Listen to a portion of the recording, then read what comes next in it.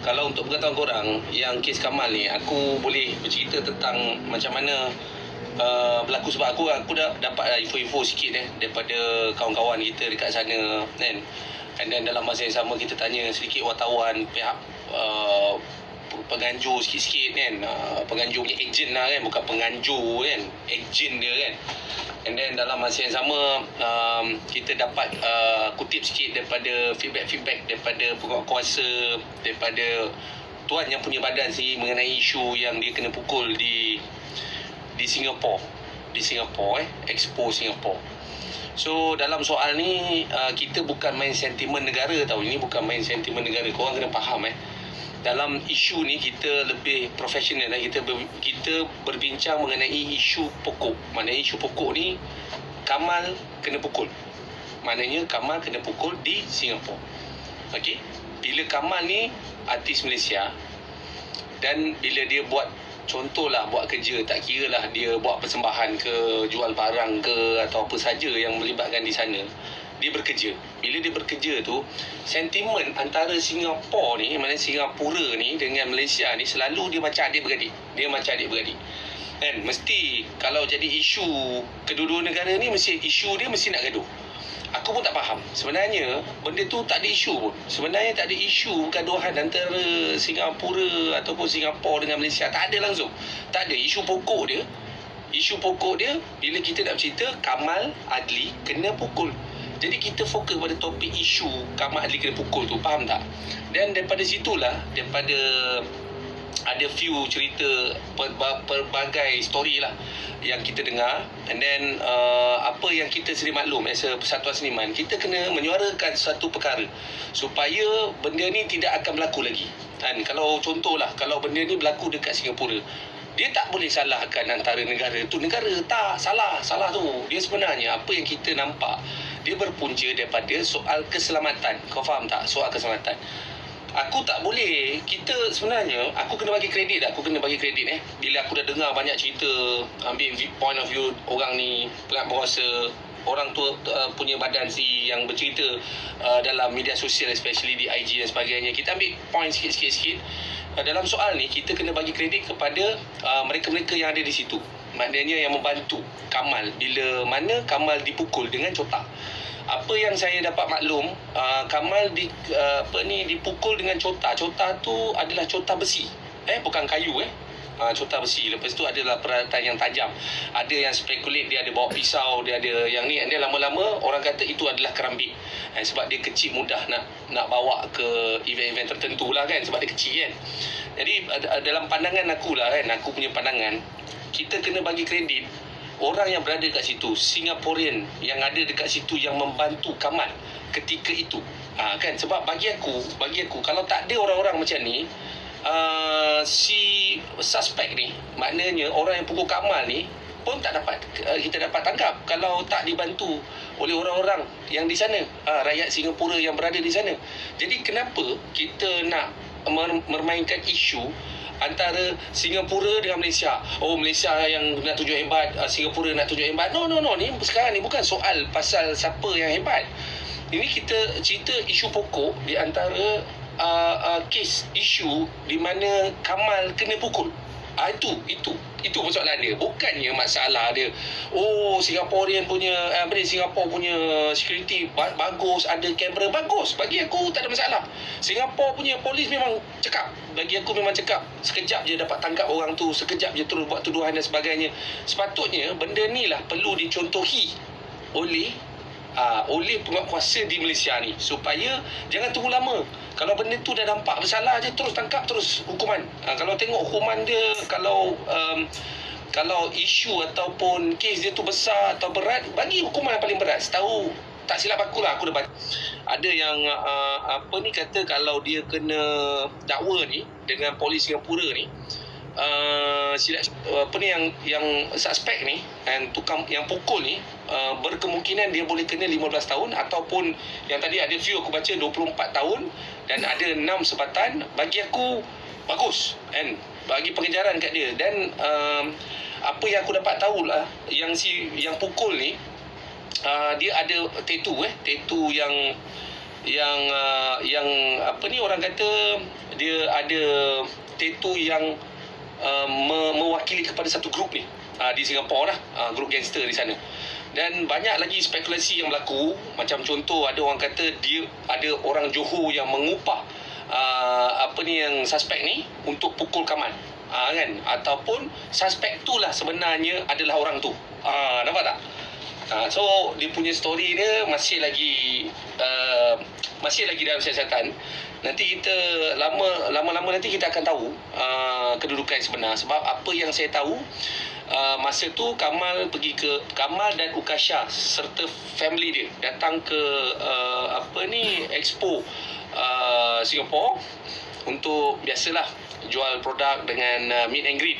Tapi bila masa meet and greet tu, ada satu mamat ni tak mana datang sebenarnya nak cari Kamal. Dia tanya kepada adik Ukasha ke adik Ukasha, dia kata mana Kamal ni. Jadi bila dah tunjuk Kamal dekat situ, dia datang sana, tak tahu apa yang terjadi.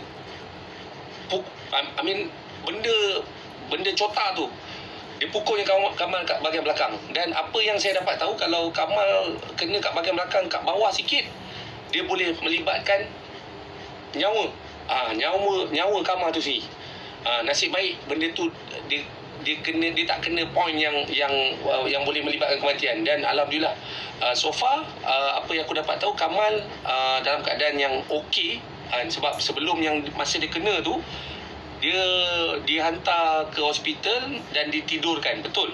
Itu yang saya dengar daripada pihak yang bercerita yang dia ada di sana lah. So bagi aku benda yang berlaku pada Kamal ni, dia menjadi satu iktibar lah kepada hati-hati Malaysia.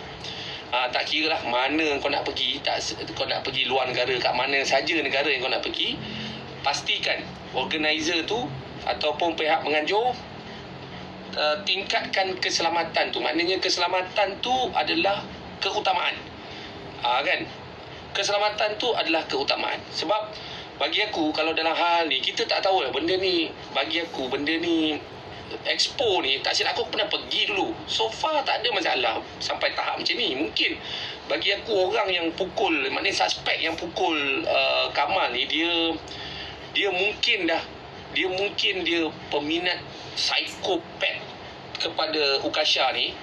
Tak silap aku, dia bila Kamal dengan Ukasha kahwin tahun 2021 saya aku, dia dah mula start ugut dah. Ni yang kan, start ugut. And then dalam masa sama, kita tak expect bila dia ugut, dia buat. Ni yang paling bahaya lah. Sebab bagi saya, bagi aku punya ni kan, sebab aku ni pun aku belajar tentang tentang dadah ni. Sebab aku dulu one of the agensi anti-dadah kebangsaan Malaysia ni. So banyak bengkel dan banyak ilmu yang aku dapat. Dan kita boleh detect kalau orang-orang yang berani kan, macam contoh suspek ni boleh pukul Kamal di public ni. Kau imagine dia terlalu berani. Memang gangster kan, memang aku tahu kan kau gangster kan. Tapi masalahnya, gangster kau ni, bila kau boleh buat dalam public ni, maknanya kau boleh ni berkemungkinan engkau mungkin dipengaruhi oleh dadah. Mungkin boleh dipengaruhi dadah jenis apa, macam file Ais ni, ini memang banyak berhalusinasi, kau akan lebih berani dan sebagainya. Jadi benda-benda ni lah yang sebenarnya kalau kau nak tengok dihisap dadah ke tak, kau boleh tengok salah satu simptom halusinasi, bercakap bersendirian. Ni salah satu contoh. Mata klik kan, simptom saraf dia. Kadang-kadang kacik gigi kan. Ini simptom dia. Kau boleh tengok simptom orang yang terlibat dengan dadah yang lebih kepada estetik ni, terutama sekali file dengan ais ni. Jadi benda-benda ni aku dapat rasa yang suspek ni bila pukul Kamal ni, dia dipengaruhi oleh dadah. Ni pandangan aku. Sebab bila aku dengar daripada pelbagai jawapan daripada pihak ejen penganjur kan, daripada owner tu sendiri, daripada penguasa dan macam-macam ni. So aku boleh nampak yang dia punya jawapan tu dia tak konsisten. Kan, jawapan suspek tu dia tak konsisten. Yang pukul Kamal ni tak konsisten. Sekejap dia kata ada orang ada orang upah dia untuk pukul. Lepas tu ada pula dia cakap ada few ayat-ayat bercanggah lah yang bagi aku dia tak konsisten dengan jawapan dia tu. Jadi bila dia tak konsisten ni, aku rasa dia ni bila kata masalah psiko atau masalah otak ni, selalunya dia berpunca daripada dadah. Ni bagi akulah. Arak tu mungkin. Betul-betul alkohol. Aku nampak tu. Aku pun betul-betul. Alkohol tu pun mungkin. Mungkin berlaku alkohol ataupun dadah lah. Kan. So dia akan buatkan kau lebih berani. Kau gila kau. Takkan pukul orang depan public. Man, depan public memang kau berani betul lah. Memang kau berani betul lawan kan. Pukul orang, pukul Kamal Adli depan public, depan orang tengah meet and greet tu. Kau boleh pukul depan tu. Memang gangster tu satu lah yang aku nampak. Kedua, kau berani. Berani ni macam mana kau dapat keberanian ni? Mungkin dadah atau mungkin alkohol tu mungkin. Kan? Tapi bagi aku, bila orang bercerita tentang keselamatan, patutnya kena, kalau melibatkan meet and greet ni, kalau boleh, kau tambahkan lagi keselamatan tu. Betul tak? Ini yang aku dengar yang orang-orang yang di sana kan, kawan-kawan artis dekat Malaysia, peminat-peminat dan juga orang-orang yang Singapura yang ada dekat situ yang membantu Kamal. So aku nak ucapkan terima kasih kepada korang kerana dalam soal ni bukan soal negara kau. Dia bukan soal negara, bukan kita nak salahkan Singapura nak salahkan Malaysia. No. Tadi kalau kau tengok Ukasha, dia ada buat live sekejap dekat Instagram, 37,000 orang tengok. 37,000 orang tengok view dia punya Instagram tu. Dan dia sendiri kata masa dekat Instagram tu, dia kata ini bukan soal Singapura Malaysia tak ada kena-mengena. Ini soal antara Kamal ni kena pukul ni. Ni kita nak cerita pasal macam mana keadaan dia, kan? Macam mana keadaan dia, baik ke tak, macam mana, apa yang perlu kita dapat bantu dan sebagainya.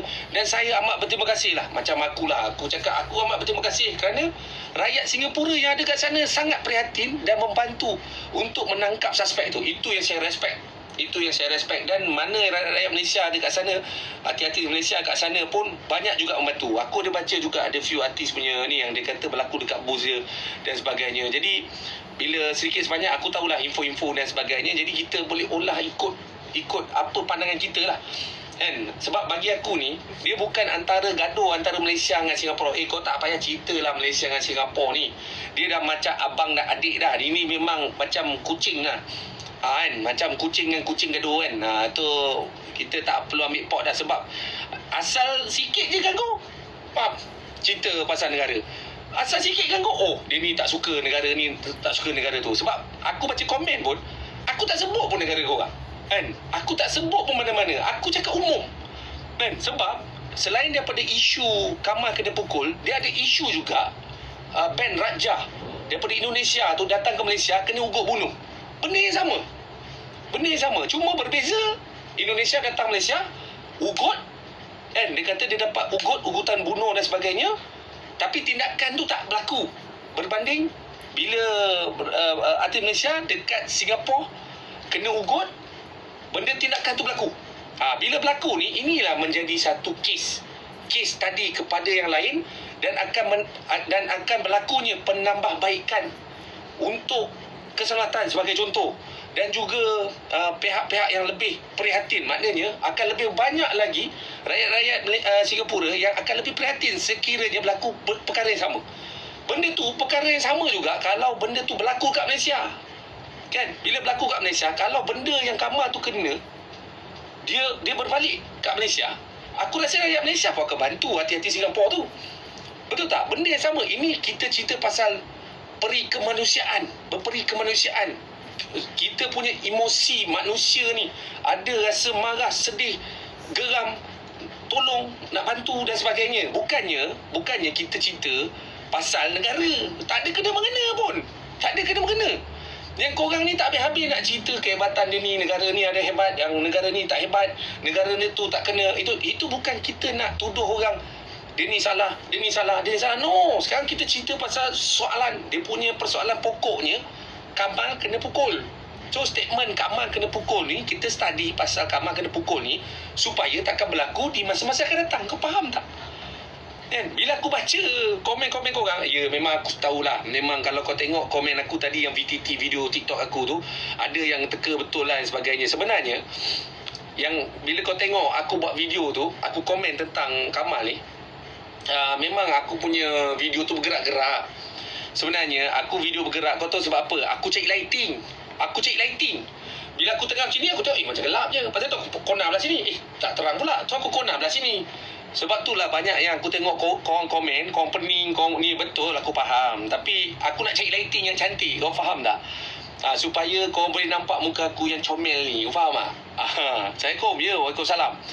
Jadi korang jangan keluar isu-isu tentang kenegaraan ni. Dia tak ada kena-mengena pun. Tak ada kena-mengena langsung daripada apa yang aku cakap tadi.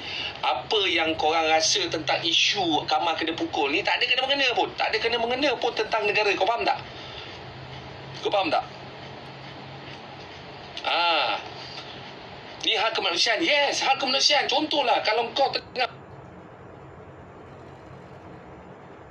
tiba-tiba ada sebelah ni ada orang tua, dia nak melintas jalan, secara automatik kau akan pimpin orang tua tu pergi melintas jalan, contoh. Ataupun tidak jatuh, mesti kau akan macam tiba-tiba kau akan membantu. Dia automatik, spontan. So reflect kita as a kemanusiaan, tolong-menolong. Kau faham tak? Macam mana aku respect orang-orang Singapura yang berada, dan juga hati-hati dan rakyat Malaysia yang berada di sekitar tu yang membantu tangkap suspek. Tu yang aku cukup respect. Sebab dia berlaku. Maknanya bila berlaku secara spontan ni, maknanya kita tahu reflection sebagai manusia ni untuk bantu sesama manusia adalah tinggi.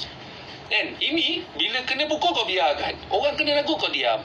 Dan kau takut. Bila kau buat macam apa yang berlaku dengan Kamal ni, bila Kamal ni kena hentak kan, lepas tu dalam masa yang sama yang lain membantu. Kalau seorang je, mungkin rakyat Singapura atau Malaysia kat situ membantu, dia takkan menyelesaikan masalah. Tapi kalau kau ramai-ramai pukul suspek tu, tumbang suspek tu, so aku boleh respect dan aku tahu nilai civic korang tu tinggi untuk membantu manusia dengan manusia yang lain. Bila manusia yang lain dalam kesusahan. Kau faham tak?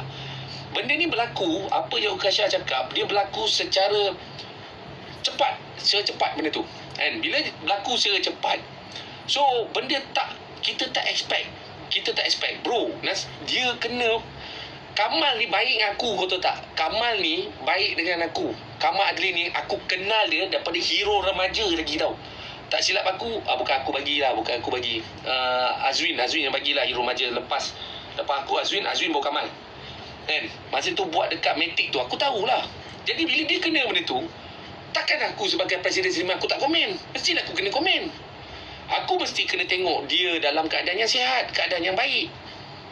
Dalam keadaan, yelah, itu yang aku cakap.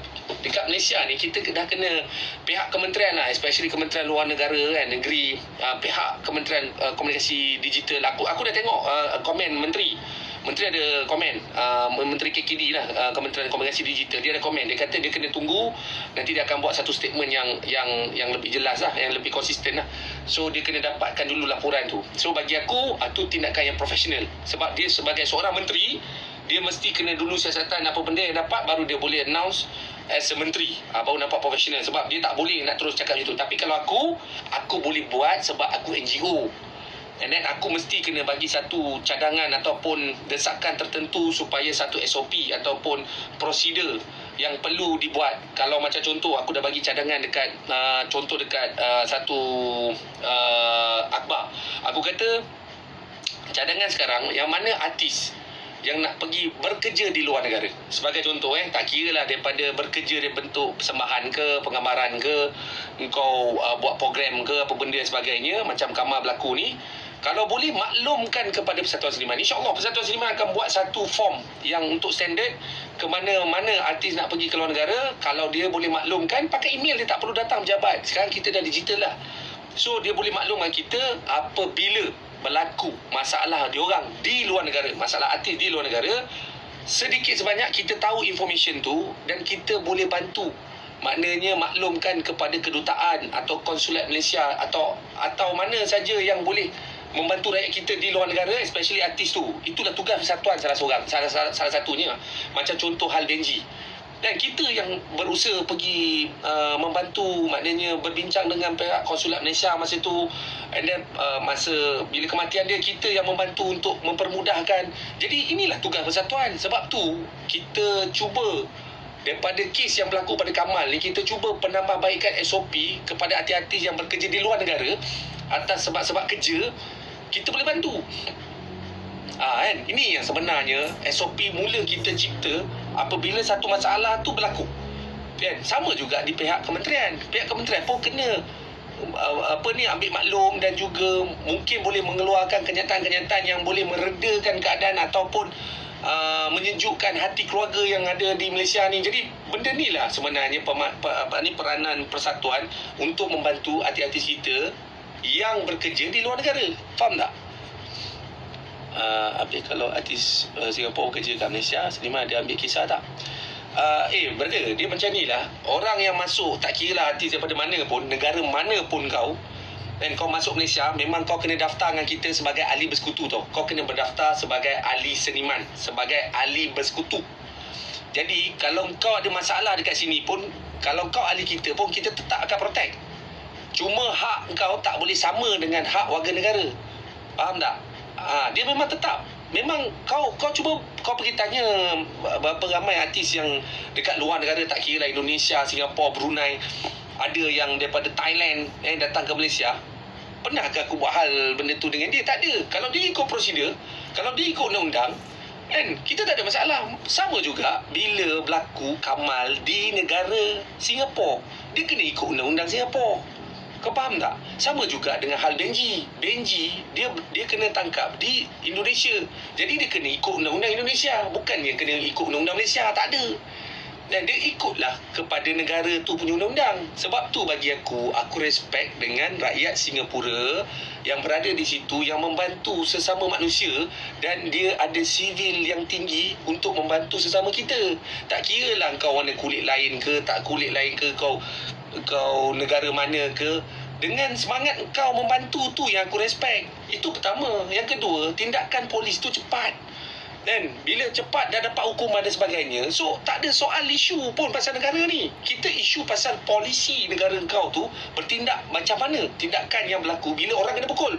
Tak kira lah kau rakyat Singapura ke, kau rakyat Malaysia ke, Zimbabwe ke, Madagaskar ke, kan.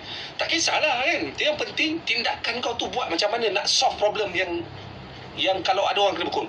Tu yang kita nak tengok. Kau faham tak? Duit SGD lagi kuat. Dia tak fikirlah pasal duit SGD lagi kuat ke, tak fikir lagi kuat ke. Kita sekarang ni berbincang bukan pasal ekonomi, kan. Kita sekarang berbincang pasal hukum alam dan persekitaran kita ni mengenai kemanusiaan kita untuk tolong sama kita. Kau faham tak? Tak kira lah kau warna kulit mana pun, kan. Kau negro ke, kau Jawa ke, kau orang asli ke, selagi kau manusia, kau kena tolonglah sesama manusia. Itu saja. Bukan pasal bila jadi isu Kamal ni tiba-tiba Singapura lagi baik, Malaysia lagi baik, ini hal ni papa. No, tak ada kena mengena pasal negara pun. Tak ada kena mengena pun pasal negara. Sekarang isu dia, kita isu pasal Kamal kena pukul, apa tindakan. Itu je. Dan kau faham tak? Dan yang korang nak gaduh-gaduh buat apa? Kalau kau kata polis kau hebat, baguslah. Sebab kalau aku datang negara kau, aku rasa selamat. Sebab polis kau cepat. Kan? Lepas tu ada yang cerita, ada CCTV ni. Ya, aku tahu. Kau memang ada CCTV ke, ada ni. Bagus, kan? Tindakan kau tu cepat. Itu yang kita nak tahu. Tindakan tu kena cepat. Dan apa kes? Tahu-tahu Kamal kena pukul. Itulah, aku dapat rasakan benda ni mungkin disebabkan suspek ni peminat tegar ke, psycho ke, kan, kepada pada Ukasha. So mungkin Ukasha ni, ini pandangan aku, ni pandangan aku, ni aku disclaimer dulu siap-siap. Ini semua apa yang aku cakap ni semua adalah pandangan aku. Pandangan aku bila baca-baca dan aku bertanya-bertanya serba sedikit. Dan aku tengok yang Mamat yang dikatakan suspek lah, kan. Suspek ni bila dekat hospital pun dia siap boleh ugut juga. Setahu aku dia boleh ugut juga keluarga yang terlibat, kan. So bagi aku benda ni kalau melibatkan keluarga ni kan, dia agak bahaya kan. So bagi aku sekarang kita tak ada fikir pasal ni, apa solution yang kita boleh dapat selesaikan masalah diorang ni. Sebab tadi Ukasha pun dia bercerita, dia dengan Kamal duduk di tempat yang dirahsiakan. Maknanya orang pun tak tahu kat mana dia. Sebab dia masih lagi dalam penyiasatan polis, untuk mungkin tak tahu untuk saksi ke untuk apa benda lah yang perlu dibuat lah, ikut prosedur Singapura tu. Sota sangat bahaya. Okey, Sota tu itu nama gangster kan. Sota tu nama gangster dekat Singapura kan. Sota kan. SG Chota, Omega. Salah kau. Siapa lagi? Kan? Ni tak silap aku, dia geng baru ni kan. Jahat, bahayalah kat Singapura tu. Takutnya Chota tu kapak India. Itulah Chota tu. Aku ni, kalau setahu aku, pemahaman aku, Chota tu adalah Chota yang Pak Gad tu, yang kayu tu. Sebab aku pun pernah kena pukul Chota kat belakang ni. Pakai Chota aku pernah kena pukul. Jadi bila aku pernah kena pukul, aku dapat rasa lah Chota tu rasa dia macam mana kan. Tapi bila Kamal boleh tertembus benda tu kan, so bila aku tanya wakil penganjur lah kan, agent lah kan, dia bukan penganjur wakil kan. So dalam masa yang sama dia kata benda tu besi boleh terpacak kat situ. Gila kau. Dia macam benda ni berlaku secepat dia, sekilas sap macam tu kan. Sebab apa? Bila orang cedera kan, sebagai contoh, orang kena tembak ke, orang kena pukul ke, orang kena langgar accident ke, mula-mula kau memang takkan rasa yang kau ni kehilangan tangan. Contoh bila kau kena berdarah ni, kena tembak kan, dah tembus kau punya ni peluru pun kau tak rasa. Tapi bila kau dah dirawat, selepas tu baru kau akan rasa kesakitan tu. Dia lambat sikit kan. So benda ni yang berlaku dekat Kamal tak silap aku. And then apa yang aku tahulah, yang Kamal ni dia sebenarnya takut hospital juga. Dia takut hospital, dia takut nak datang. Dia sebenarnya sama macam aku. Takut hospital kan, jumpa tengok seram kan. Aku lebih takut hospital daripada takut bini. Spontan, betul. Saya spontan. Sama je, bahaya betul. Jadi benda ni bagi aku korang kat mana, dia bukan soal kau pergi mana negara pun. Kalau dia nak kena tu, kalau Tuhan kata kun fayakun, jadilah kau kan. Kau duduk mana negara pun, kalau dia nak kena, dia kena juga kan. So benda ni dah berlaku dekat negara Singapura, and then kebetulan pula rakyat yang artis pula adalah artis Malaysia. Jadi bila kena tu dah main sentimen negara. Dalam soal ni tak ada kena-mengena pun pasal negara. Kalau kau kena kat Australia, takkan kau nak salahkan orang Australia. Contohlah kan. So apa yang bagi pandangan aku, korang kenalah berhati-hati. Kau duduk kat negara mana ke, even kau kat negara sendiri pun belum tentu lagi kau selamat kan. Kalau dia nak kena, dia kena juga. Jadi korang yang sebenarnya dalam diri tu kena hati-hati kan. Bukannya kau salahkan orang, dia ni salah, dia tak bawa bodyguard, dia tak ni. Mana kau expect kau nak bawa bodyguard, brother? Expo tu dah bertahun-tahun tak pernah jadi masalah ni pun. Ini kali pertama berlaku. Bila ini kali pertama berlaku, dia memberi satu impact kepada organizer untuk meningkatkan keselamatan di program ataupun penganjuran yang dia buat tu. Disebabkan perkara ni kan. Dia baru cerita parah. Kalau hilang nyawa macam mana? Betul tak? So macam contoh Malaysia seniman ni, kita menyediakan khidmat kaunseling. Kita ada kaunselor yang boleh membantu untuk pengurusan emosi. Untuk pengurusan emosi bila mana kalau melibatkan trauma. Macam contoh Ukasha tu trauma kan. So seniman ada perkhidmatan kaunseling daripada kaunselor kita yang boleh membantu untuk traumatize punya isu ni. So sama juga dengan kes Fasha Sanda kan. So benda-benda yang berlaku, adik Raika dan ramai lagi lah. So benda-benda ni, inilah sebenarnya yang peranan persatuan untuk membantu ahli-ahli kita supaya dia boleh menyelesaikan isu-isu yang berbangkit dan dia boleh bekerja seperti biasa dalam industri. Faham tak? Kan? Malang tak berbau. Betul, malang tak berbau. Kalau malang tu kau beli baru, memang kau dah cepat elak lah. Ini kau mana nak tahu tiba-tiba. Sebab aku pernah ada jadi sejarah baru-baru ni. Aku pergi Ipoh. Bila aku pergi Ipoh, aku pergi satu gua ni. Gua ni tempat adalah few gua dekat Ipoh tu. Satu aku tak boleh jangka. Satu dahan tu daripada gua tu, ada dahan kat atas tu boleh jatuh betul-betul depan bini aku. Betul-betul jatuh depan bini aku tu, yang sangat besar. Jadi bila jatuh, so macam aku tak expect benda tu akan jatuh depan bini aku. Aku pula kat belakang bini aku ke depan, pang, jatuh kat situ. Bunyi kuat semua padam, pang, kan. Kalaulah berlaku malang tak berbau, kan, aku rasa pokok dahan tu dah boleh kena hempuk kat bini aku. Kau faham tak? So Tuhan nak selamat masa tu. Kau faham tak? So sama juga dengan kes Kamal ni. Kalau kita tahu benda tu nak berlaku, dah lama dah kita dah cepat-cepat boleh mempertahankan diri kita dan sebagainya. Ini sekilas pandang sap menjadi macam tu, kan. So benda ni boleh berlaku kepada orang lain. Boleh berlaku kepada orang lain. Dan dalam masa yang sama, bila berlaku dengan orang lain, apa saranan aku? Korang kena berhati-hati. Kau jaga diri. Kau jaga diri kau. Diri orang pun kau jaga. Kalau NGO ni memang diri orang lain pun dia jaga. Diri kau pun kau kena jaga. Ni kalau melibatkan keluarga, kan, lagi lah kita ada sikit ni lah. Korang ni kena beringat lah. Betul, kita kena memang mana nak salahkan negara, sedangkan yang salah individu. Mungkin hati-hati. Ya, kita kena salahkan diri kita ni, apa yang kita pernah buat, kan. Tapi dalam soal aku ni, benda tu biar Kamal sendiri yang jawab. Kita tak tahu apa yang berlaku, kan.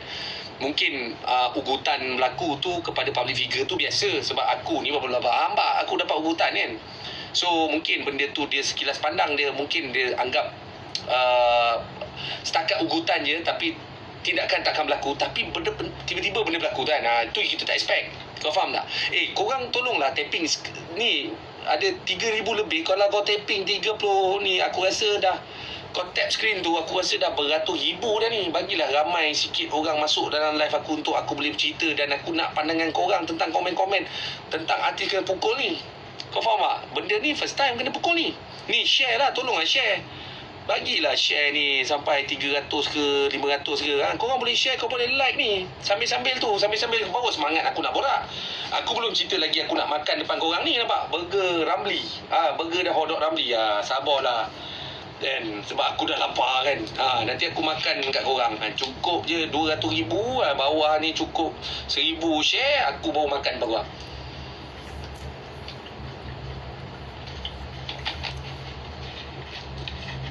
Tolong aku nak bagi peringatan dengan korang. Tolong jangan bergaduh antara Singapura dengan Malaysia ni. Tak ada kena-mengena pun.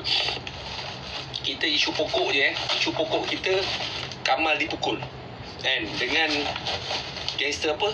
SG Chota. SG Chota. Oh, patutlah dia pukul pakai Chota. Betul tak?